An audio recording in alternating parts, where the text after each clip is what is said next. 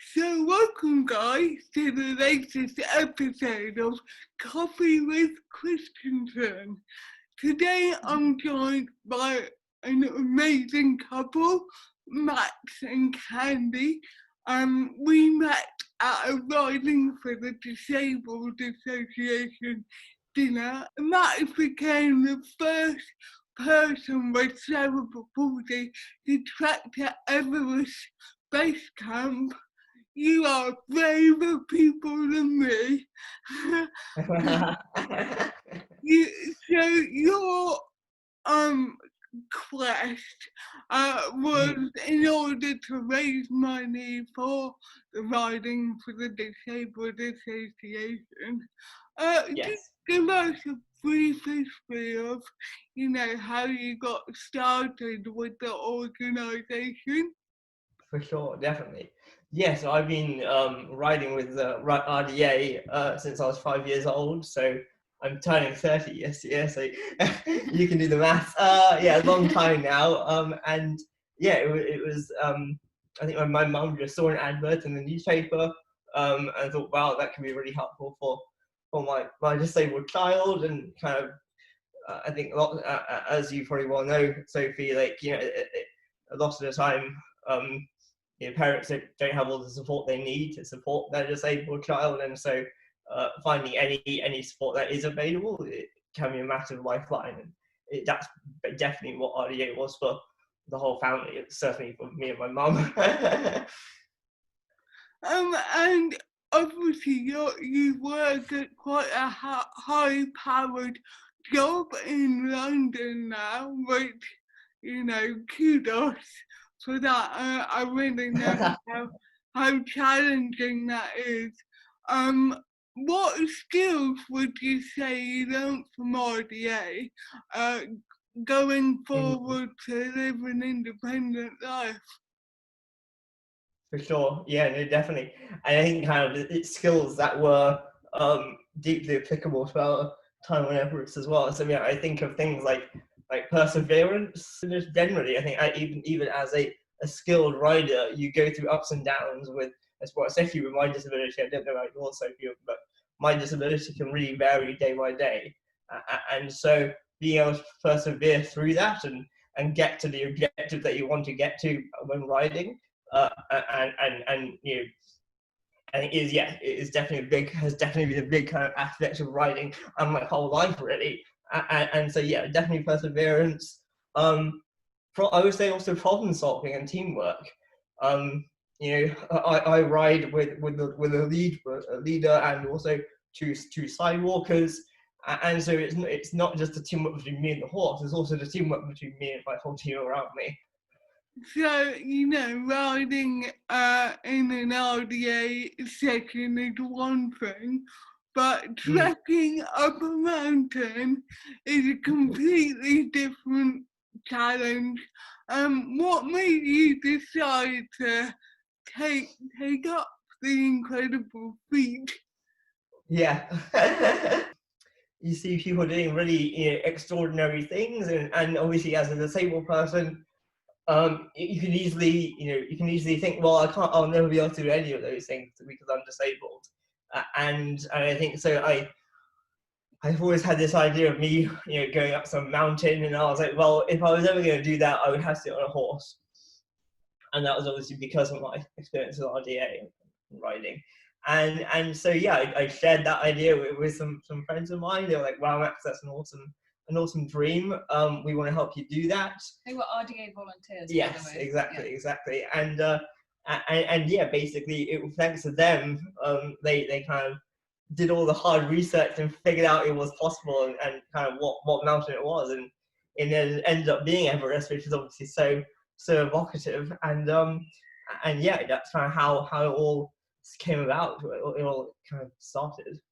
Amazing. And you were telling me about how you were training for the trip with really long hacks Yeah. and practicing different what if scenarios, which as a Paralympian I do all the time. So Yes. tell us a bit about that. For sure, definitely, yeah. As you say, like there were really two aspects, three aspects to the trek before we went on.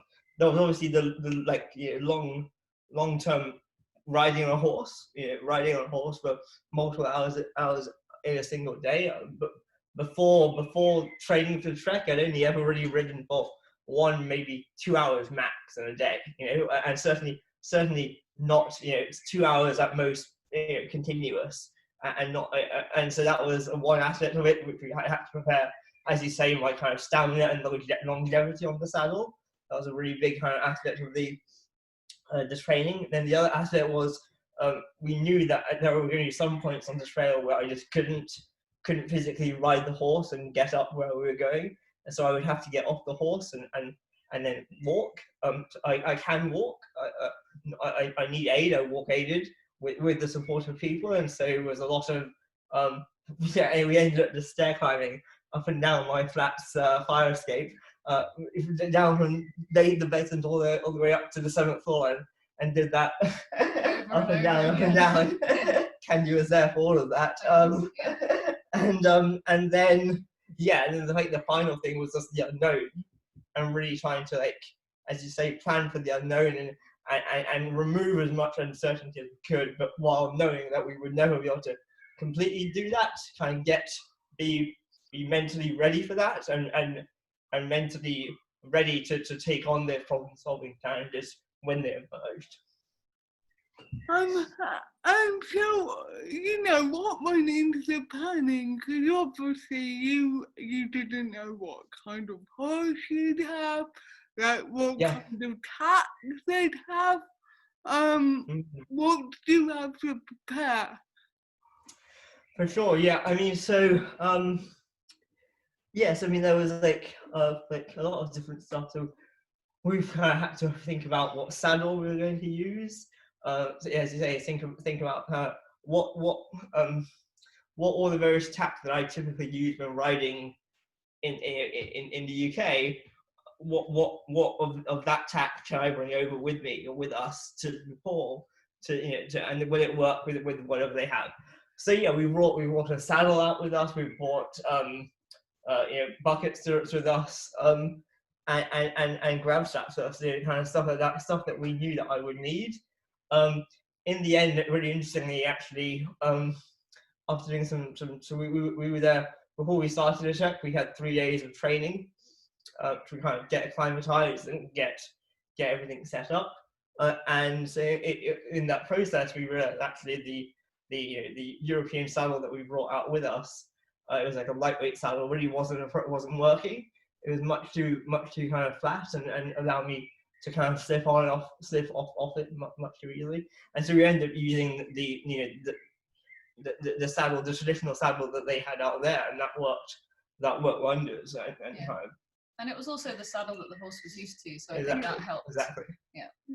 So yeah, it was kind of a combination of trial and error, as well as kind of forward planning and thinking about what I needed and what they wouldn't have. Amazing. And I was looking at your photos recently, and you guys had quite a team with you. Just go through, the roles and responsibilities of all the people you had. Yeah, no, totally. It was a very big team, so I think you're going to help me, Candy, remember everyone. So we had quite a few RDA volunteers came out with me. Giles and Libby, they were volunteers from the Hyde Park group that I ride with today. Karen and Jazz. Karen Arnold is the instructor at Stratford RDA group, which was my kind of RDA group before moving to London. So she came out. Jazz is a volunteer at Stratford RDA. We then had some filmmakers, Carl and Sandra, come out with us, and they're in the process of making a film a documentary film about our experience right now. And then there was me and Adam. Yes, indeed. I got one of my a great friend of mine who was also used to be a carer for me, Adam, who lives out in California. He came all the way from California to afford to do it with me.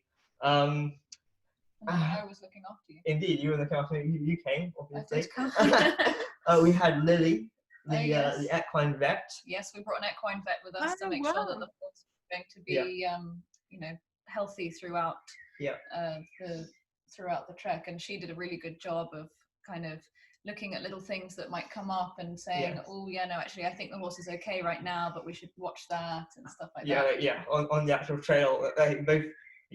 But you asked about roles.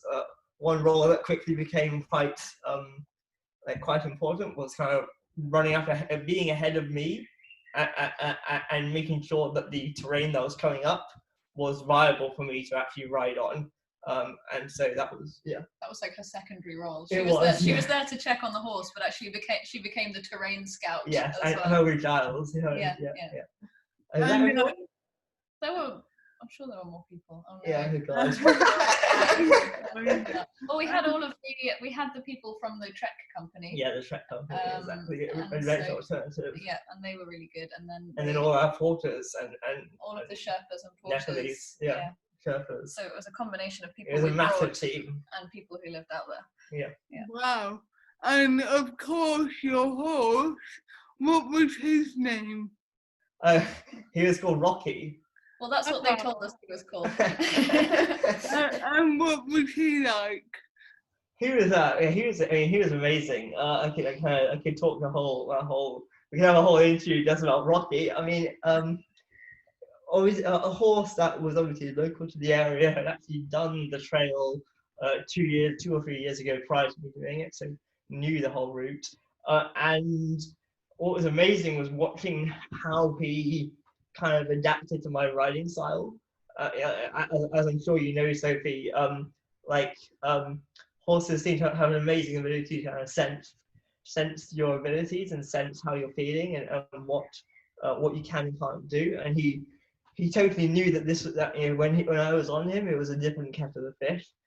And so he was incredibly kind of ginger. And I remember he would test a rock that we were going to step onto before actually going onto it. He reminded me of a cat, the way that he'd put his hoof down very kind of to just check every step like a cat would, very tentatively. And I just thought that was so interesting because I think, well, you saw that when he was just riding on his own, walking on his own, he would just go very confidently, but I think he knew that with you on the back of him, he had to be much more careful. Stable, and careful, That is amazing, because I definitely find that with horses, they know when I'm on and when they have to look after me. They're incredible animals. Totally. However, you were telling me about one particular day which was quite eventful and scary. Tell us about that. It was about halfway through the trek. It was. I think it was like day 4. Yeah. And it was up the. I call it the never-ending hill. It felt like that. So it was a day where I had really very little riding. Basically, in order to get to our next location, we had to just go up this ginormous hill. And obviously, you think surely Everest is just all hills. Like this can't be. Isn't that what all you're doing, Max? And so what was the kind of the interesting thing about the trail to Everest is it's quite flat.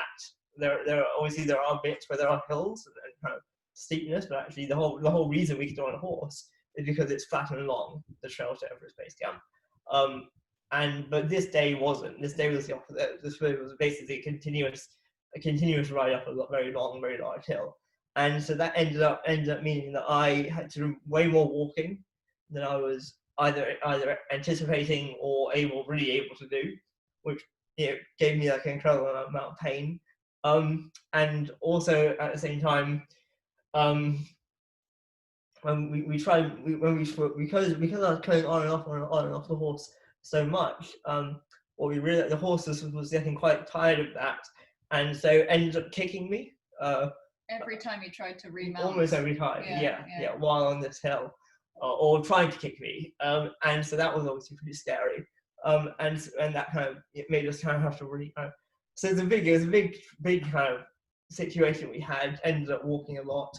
And I should say, normally you use a wheelchair. Indeed, Like exactly. we haven't said that, but that's how you go around normally. Yeah, and exactly. then while you can walk with a person helping, at this time you needed three people actually, one person on each side, so one person like this, one person on the other side, and then one person at the back to just please don't fall, please don't fall.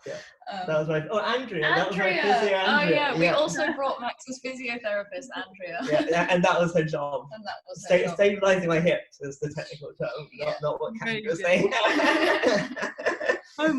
But you also said that at one point the horse rolled on you. Exactly. So after all of that, we got to, we finally got to the last stretch where it was clear the horse was kind of more comfortable for me to be back on the horse. We mounted, there was no kicking, everything was fine, and the horse seemed happier, which I think makes sense. I think the horse was, I think what we realised in retrospect was the horse was basically saying, "Don't ride me now, Max.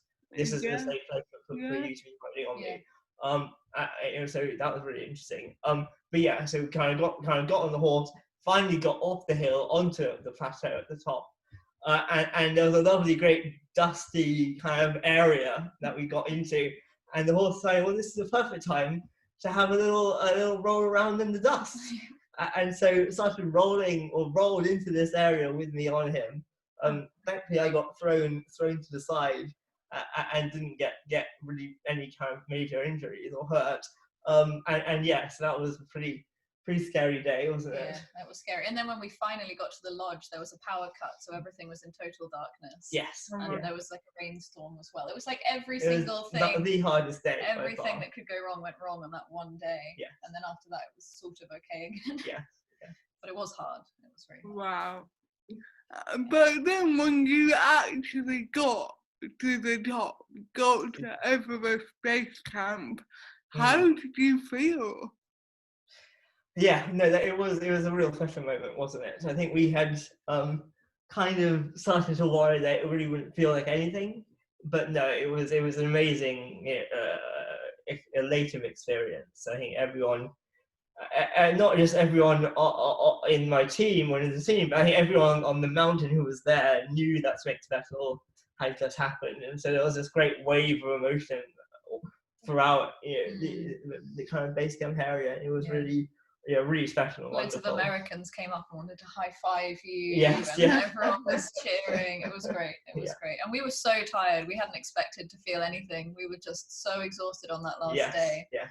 And because we'd arrived actually one day early. Yeah, we did. We ended up doing the final 2 days that were planned in one day. And wow. so we were shattered. we were completely wrecked. And so we were like, oh, it's going to be nothing. We're not even going to care when we get there. And then we got there and it was like, oh wow, this is amazing. Yeah. And it was a beautiful clear day, and there was sun and everything was glittering. It was beautiful. And then you had a helicopter ride back down. That must have been pretty cool. Yes, it was. So a 10-day trek up turns into a 10-minute trek to a helicopter ride down. Yeah, it was very cool. It was amazing. We basically saw the whole trail that we walked. Yeah. That we trekked. But it ended much too quickly. Yeah, no, it was amazing. I think that was my highlight because I knew it was over, and and also such beautiful scenery. I couldn't appreciate the scenery really while we were trekking because actually most of the time if you're on foot you're looking down at your feet to check that you're not going to fall off the path and to check that you don't trip. So I really wasn't looking around while I was trekking. I was just looking down. And so to see all of the beautiful mountains and to see how far we'd come, even though it was only 10 minutes, it was amazing. And then we landed on the helipad at the hospital because that's where they were taking us because our friend Livy was sick. And everyone thought that Max was the person who was ill, and it was, very funny. We had to keep going, it's not him, he's fine. Yeah, and then suddenly there was like a wave of people screaming, he's not the patient, and that's all I heard. I was like, well, no, I'm not the patient. That is so typical. So what message would you like to send people hearing about your story? this is a big kind of motivation for why I did it.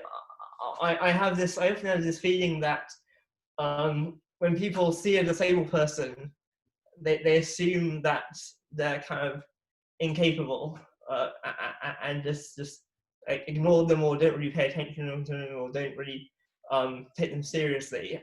And so for me, I'm not saying that this is what all disabled people should have to do. In fact, quite the opposite. But for me, one of the big motivations for why I did this whole trek was to stop people doing that, to stop people putting me in that box and not taking me seriously. Now, of course, as a society, it shouldn't have to be that in order to get taken seriously, a disabled person has to trek up there with base camp or become a multi-medal achieving Paralympian.